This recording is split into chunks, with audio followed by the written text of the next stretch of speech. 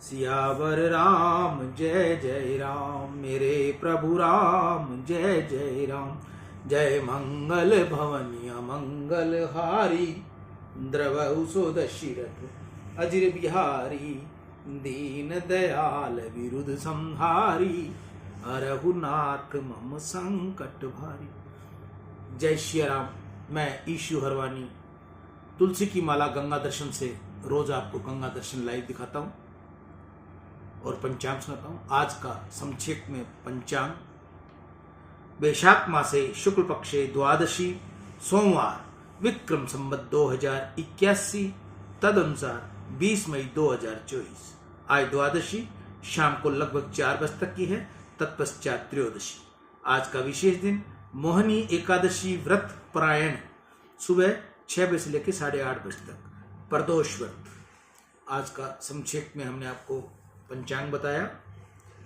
कल हमने तत्व रामायण का प्रसंग, 2 वरदान को पूर्ण करते हुए वन गमन की कथा प्रारंभ करनी है। आज हम आपको सुनाते हैं वन गमन।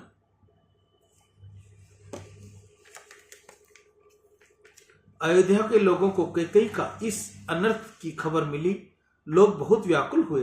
कैकेयी को समझाया, परंतु कैकेयी ने माना नहीं। लोगों ने निश्चय किया कि राम जी 14 वर्ष वन में रहेंगे तो हम भी वन में ही रहेंगे, हमें अयोध्या में रहना ही नहीं। श्री राम, लक्ष्मण और जानकी कैकेयी के महल में गए। दशरथ महाराज मूर्छा पड़े थे। श्री राम जी पिताजी के चरणों में बैठे और कहा, पिताजी अब मुझको वन जाने की आज्ञा दो। तब कैकेयी ने क्रोध आया। उसने श्री राम से कहा, राम तुम्हें वन में जाना है कि नहीं? तुम्हारे पिता तुमको कभी वन जाने की आज्ञा नहीं देंगे, मैं तुमको आज्ञा देती हूं। कैकेयी वल्कल वस्त्र ले आई। राम जी ने वस्त्र आभूषण उतारे। घर के दास दासी रोने लगे। मन में सब क्रोधित हो रहे थे कि कैकेयी ये तू क्या कर रही है। कैकेयी ने सीता जी को भी वल्कल वस्त्र दिए और सीता जी ने ये वस्त्र कभी भी पहने नहीं थे, इसलिए हाथ में लेकर खड़ी रही। उस समय वशिष्ठ जी दौड़ते हुए आए और उन्होंने सीता जी के हाथ से वल्कल वस्त्र खींच लिए और कैकेयी को तिरस्कार करते हुए कहा, तू ये क्या कर रही है? राम के लिए तूने वनवास का वरदान मांगा है, पर सीता जी को वनवास मिला नहीं। ये तो पतिव्रत धर्म के अनुसार वन में जा रही है। ये वे वस्त्र आभूषण धारण करके जाएगी। श्री राम, लक्ष्मण, जानकी ने कैकेयी मां को वंदन किया। सब बाहर निकले। दशरथ महाराज बहुत व्याकुल हुए। उन्होंने मंत्री से कहा, मंत्री जी मेरे प्राण क्यों नहीं निकल जाते? अब मुझे क्या दुख देखना बाकी है? राम वन में जा रहे हैं परंतु मेरे प्राण नहीं निकलते। मंत्री, मेरी एक अंतिम इच्छा है कि मेरे राम से कहना कि तुम्हारे पिता की अंतिम इच्छा है कि तुम पैदल चलते हुए वन में नहीं जाना। मंत्री जी ने उनको मेरे रथ पर बिठा कर ले जाओ। 2-4 दिन सबको वन में फिराओ और फिर पीछे वापस अयोध्या ले आना। राम जी कदाचित वन से नहीं लौटे तो मेरी बहुत इच्छा है कि श्री सीता जी को तो वापस ले ही आना। जो नहीं फिर ही धीर दोहु भाई, सत्य संग दृढ़ व्रत रघुराई। तो तुम विनय करहु कर जोरी, फेरे प्रभु मिथिलेश किशोरी। सीता जी वापस आ जाएंगी तो मैं इनको देखकर थोड़े दिन जी सकूंगा। श्री राम जी बाहर आए तो वहां अतिशय भीड़ हो गई। अयोध्या की प्रजा व्याकुल थी। किसी को अब अयोध्या में रहने की अच्छा नहीं लगता था। मंत्री जी रथ लेकर आए और कहा, आपके पिताजी की बहुत इच्छा है कि आप रथ में विराजे। पिताजी की आज्ञा है, श्री राम, लक्ष्मण, जानकी रथ में विराजे। जहां रथ निकला कि अयोध्या की प्रजा रथ के पीछे पीछे दौड़ने लगी। जहां राम तय सब समाजू, बिनु रघुवीर अवध नहीं काजू। चले साथ अस मंत्र दृढ़ाई, सुर दुर्लभ सुख सदन बिहाई। राम चरण पंकज प्रिय जिनहि, विषय भोग बस करहि किति नहीं। सबने निश्चय किया था कि जहां राम जी वहां हम भी 14 वर्ष वन में रहेंगे। हमको अयोध्या का सुख अब अच्छा लगता नहीं। अयोध्या से हमें अब कोई काम नहीं। जहां श्री राम वहां हमारी अयोध्या। परमात्मा श्री राम में जितनी प्रीति होती है उनको विषय सुख भोगना अच्छा नहीं लगता। जिनको भक्ति का रंग लगता है उनको संसार सुख तुच्छ लगता है। उससे अयोध्या की प्रजा की तरह वन में रहने की इच्छा होती है। अयोध्या के लोगों का राम जी में अतिशय प्रेम है। श्री रामचंद्र जी ने सबको समझाया, परंतु कोई मानता नहीं था। सायंकाल सब अयोध्या से दूर तमसा नदी के किनारे पहुंचे। रात्रि में वहां पड़ाव किया। प्रभु ने योग माया को आज्ञा दी। उस योग माया के प्रभाव से अयोध्या की प्रजा को गाढ़ निंद्रा आ गई। मध्य रात्रि के समय श्री रामचंद्र जी ने मंत्री जी से कहा, मंत्री जी ये सब सोए हुए हैं, प्रातःकाल होने पर कोई मुझे छोड़ने को तैयार नहीं होगा।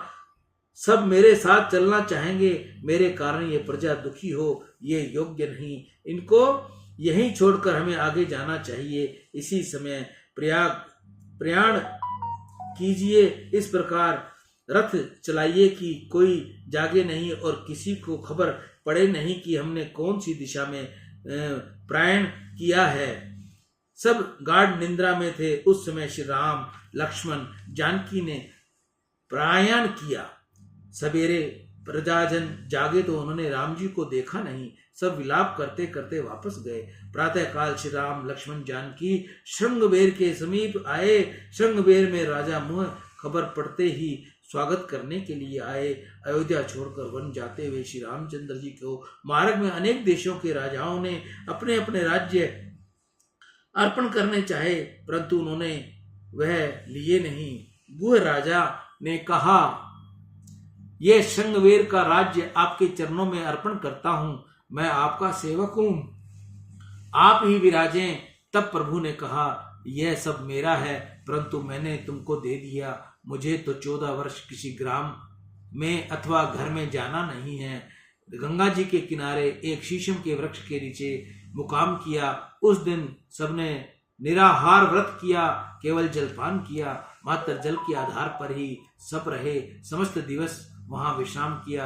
रात्रि के समय धर्म की शैला तैयार की और सीता जी ने शयन किया। लक्ष्मण जी ने निश्चय किया कि 14 वर्ष तक अब मुझे निद्रा और आहार करना नहीं। रात्रि में श्री राम जी की ने रक्षण करूंगा। लक्ष्मण जी धनुष बाण लेकर सीता जी की चौकसी करने लगे। राजा गुह भी लक्ष्मण जी के पास ही बैठे थे। श्री सीताराम जी को कुशा के शयन पर सोते देख गुह को बहुत दुख हुआ। गुह ने कैकेयी को उलाहना दिया।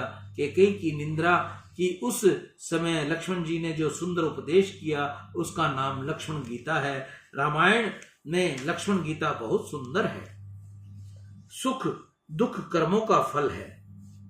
सुख और दुख कर्मों का फल है। मनुष्य को सुख दुख देने वाले उसी के कर्म हैं। कर्म के आधार पर यह सृष्टि है। ज्ञानी महापुरुष इसलिए किसी को भी दोष नहीं देते।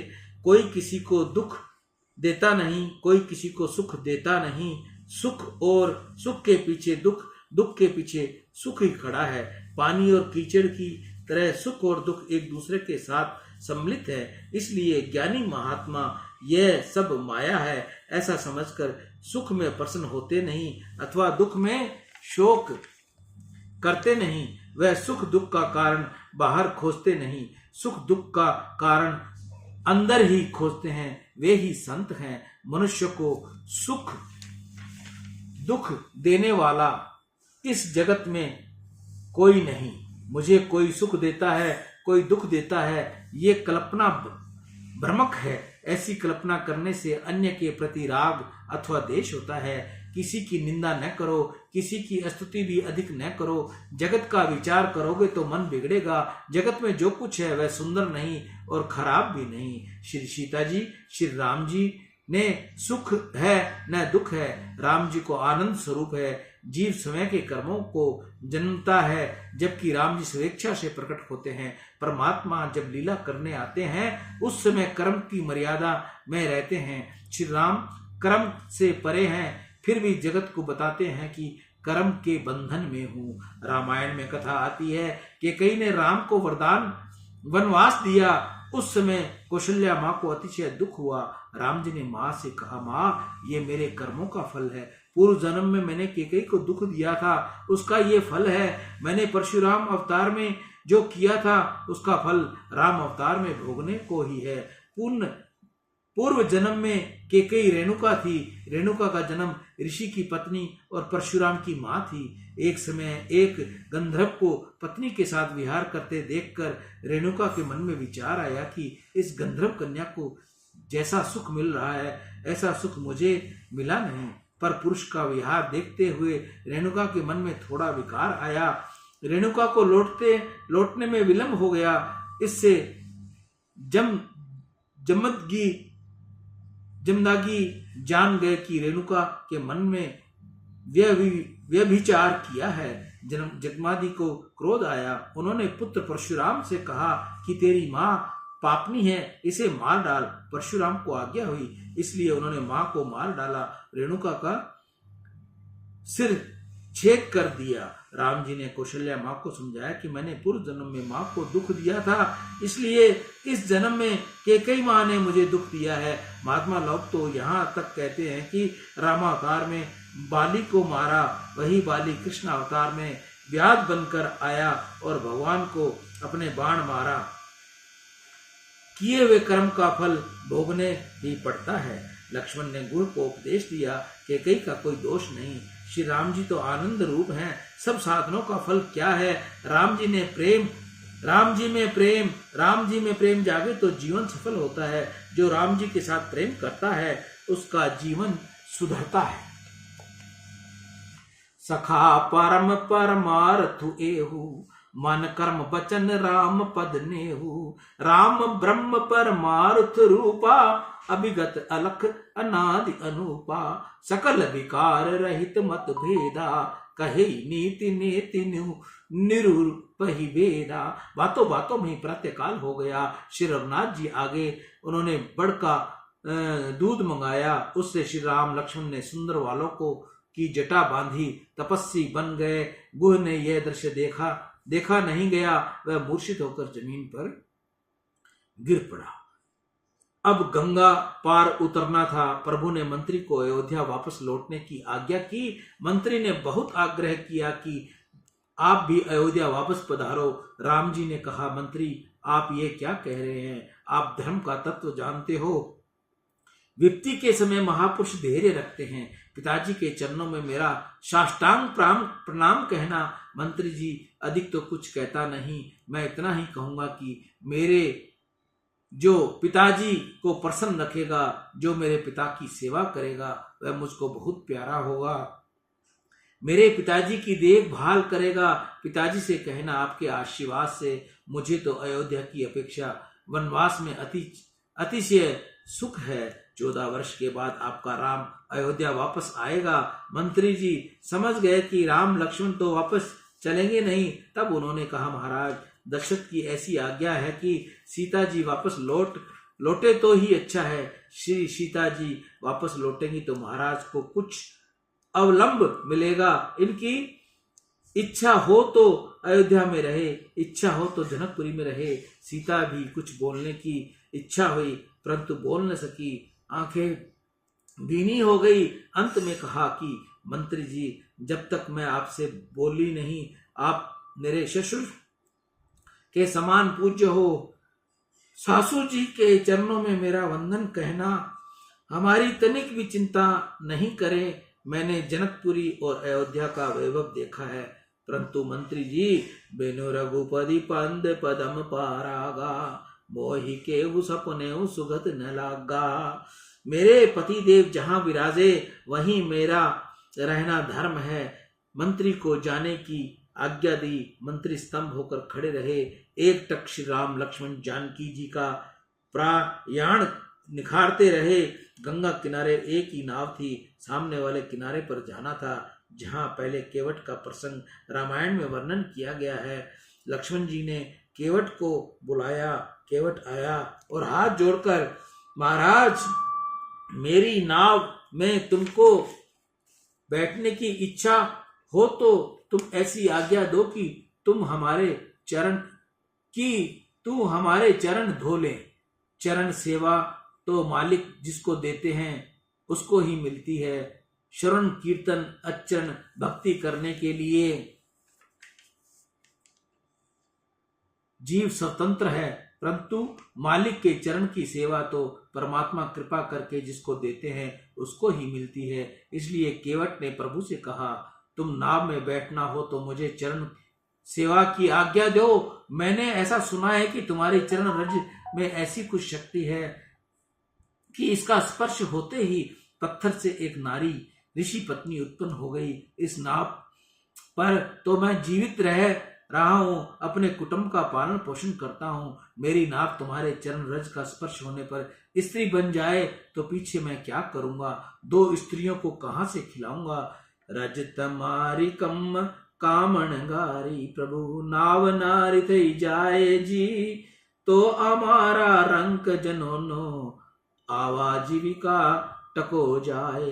पग मन धोवे धो रघुराए, प्रभु मन शंक पढ़ो मन माए। इसलिए मैं तुम्हारे चरण पखार लूं, ऐसा मुझको आज्ञा करो। राम जी ने सीमित हास्य किया। श्री सीता जी और लक्ष्मण जी की ओर मुस्कुराकर देखने लगे। मालिक ने दोनों चरणों की सेवा इस दोनों जनों को दी हुई थी। दाहिने चरण की सेवा लक्ष्मण जी करते थे और बाएं चरण की सेवा सीता जी करती थी। दक्षिणे लक्ष्मणो यश्च वामे च जनक आत्मजा, पुरुतो मारुति तम वंदे रघुनंदनम। रामायण में अनेक कथाएं आती हैं, अनेक रामायण हैं। एक जगह वर्णन आया है कि सीता जी के साथ लगन होने के पीछे श्री सीता जी राम जी अयोध्या में पधारे।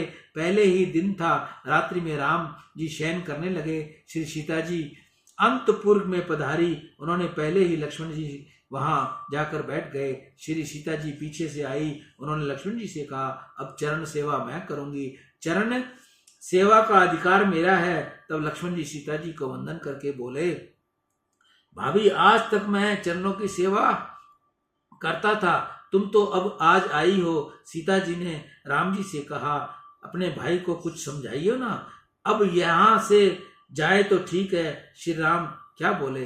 राम को तो लक्ष्मण जी प्राण से भी अधिक प्यारे थे। श्री रामचंद्र जी ने विचार करने लगे, मैं लक्ष्मण से किस प्रकार कहूं कि तुम यहां से जाओ। लक्ष्मण ने कहा, मुझे चरणों की सेवा करनी है। सीता जी ने कहा, आज पर्यंत सेवा तुम करते थे, परंतु अब चरण सेवा का अधिकार मेरा है, मैं चरणों की सेवा करूंगी।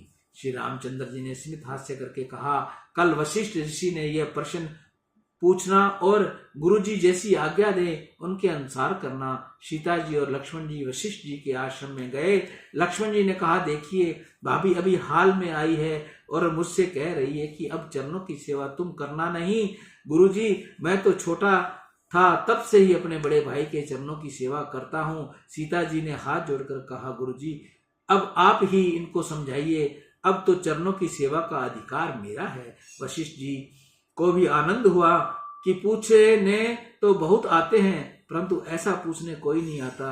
वशिष्ठ जी सीता जी को समझाने लगे कि बेटा मेरा लक्ष्मण जितेंद्रिय है, वह निर्विकार है। बेटा तुम मन में तनिक भी शंका रखना नहीं।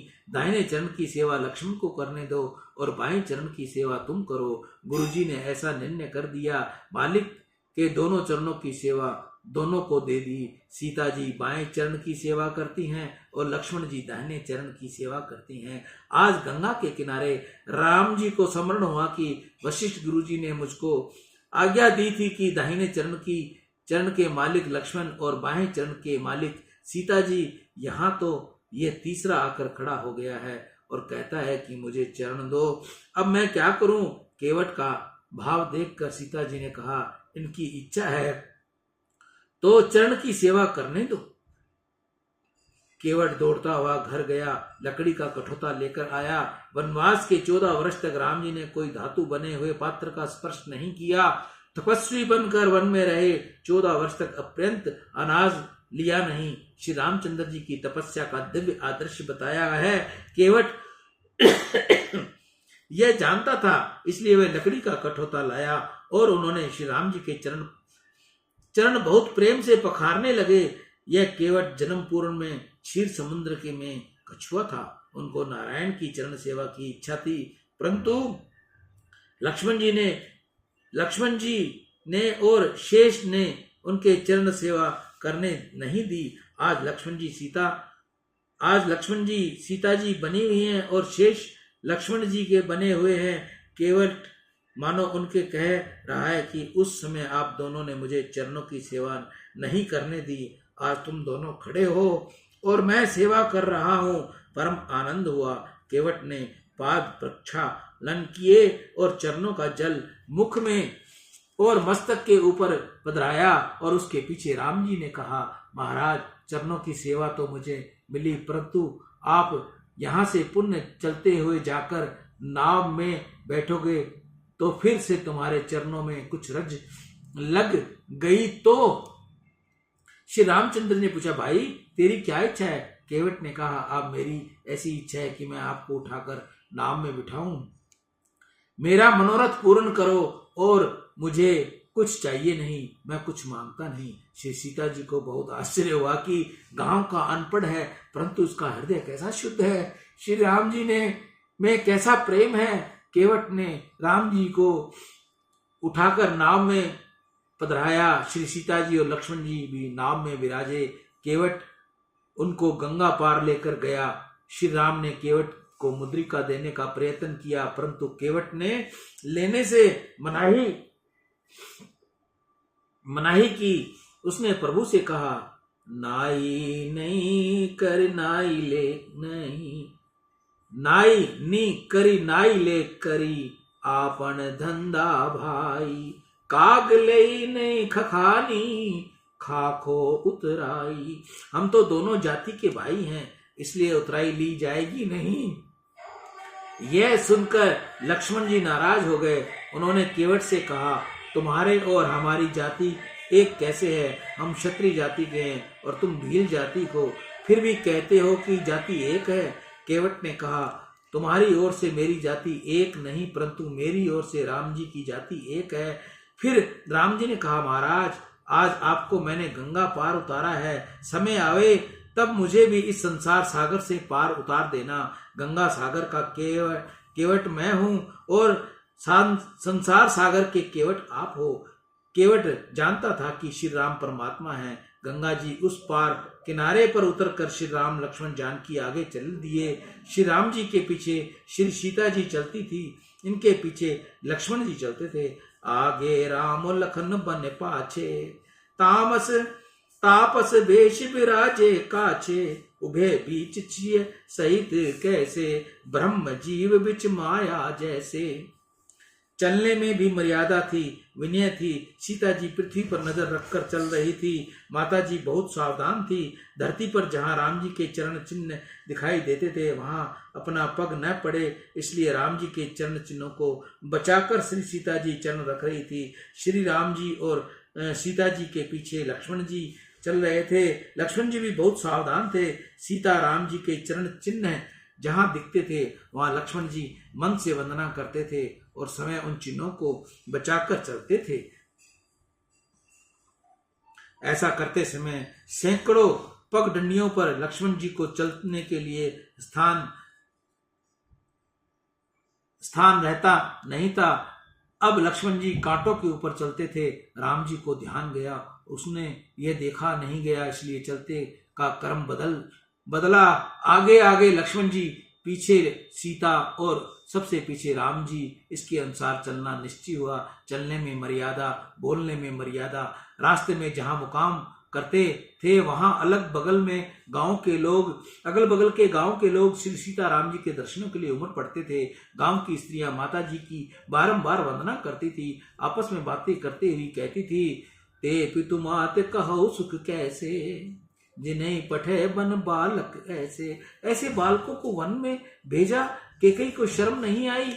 ये स्त्रियां श्री सीता जी से पूछती थी, इन दोनों से तुम्हारा क्या संबंध है? तब सीता जी कहती थी, गौर है वह मेरे देवर हैं। राम जी का परिचय देती नहीं थी, केवल आंखों से इशारा करती थी। श्रुति तो परमात्मा का वर्णन विधि से नहीं परंतु निषेध पूर्ण करती है। नेति नेति। श्री रघुनाथ जी प्रयागराज में आए, वहां त्रिवेणी संगम में स्नान किया। गंगा जी की महिमा राम जी ने सीता जी और लक्ष्मण जी को सुनाई। प्रयागराज से महान संत श्री भरद्वाज ऋषि हैं। भरद्वाज ऋषि श्री रामचंद्र जी के चरण की अति अनुरागी थे, बारंबार श्री राम कथा सुनते थे। इस जंगल की बातें सुनाने में सार नहीं, इसके भक्ति में विक्षेप होता है। सुनो कि प्रभु कथा सुनो, संत की वाणी सुनो, परमात्मा का भजन कीर्तन सुनो, जगत की बातें सुनने में समय को व्यर्थ मत गवाओ। भरद्वाज ऋषि ने सीता, श्री राम, लक्ष्मण, जानकी का प्रेम में स्वागत किया। ऋषि को बहुत आनंद हुआ और बोले, आज सफल तपु तीरथ त्यागु, आज सुफल जग जोग विरागु, सफल सकल शुभ साधन साजु, राम तुहि अवलोकत आजु। मेरी तपस्या आज सफल हो गई, आपने दर्शन दिए। आज तक जितना साधन किया था उतना फल मुझे मिल गया। सब साधनों का फल है प्रभु का दर्शन। परमात्मा के दर्शन के बिना शांति मिलती नहीं, जीव सफल होता नहीं। दूसरे दिन प्रातःकाल श्री रामचंद्र जी ने आगे प्रस्थान करने की तैयारी की। भरद्वाज ऋषि ने मार्ग बताने के लिए 4 शिष्यों को साथ भेजा। यमुना जी पार करके आगे चले। वाल्मीकि जी के आश्रम में श्री रघुनाथ जी पधारे। वाल्मीकि जी को अतिशय आनंद हुआ। उन्होंने कहा, आपके नाम का मैंने आश्रय लिया, इसलिए आप कृपा करके मेरे यहाँ पधारे हो। मैं कुसंग से बिगड़ा हुआ था, मैं चोरी करता था। सौभाग्य से मुझे नारद जी का संग मिला। नारद जी ने मुझे राम नाम की दीक्षा दी। सियावर राम जय जय राम, मेरे प्रभु राम जय जय राम। जय मंगल भवनी मंगल हारी, द्रवौ सुदशरथ अजिर बिहारी। दीन दयाल विरुद्ध संहारी, हरहु नाथ मम संकट भारी। आज कथा वन गमन का विश्राम यहीं, कल इसके आगे की कथा वन गमन की सुनाएंगे। मैं ईशु हरवानी तुलसी की माला गंगा दर्शन से रोज आपको गंगा दर्शन लाइव दिखाता हूं। जिस माता बहन को असली तुलसी की माला चाहिए या उसके घर में कोई उसके द्वारा पूजा हुआ पौधा अगर विसर्जन हो गया हो तो उसकी माला हमसे बनवाएं और उसको धारण करें, उससे जाप करें, ये अति शुभ होगा। ईशु हरवानी, हनुमानगढ़ टाउन, राजस्थान। राम।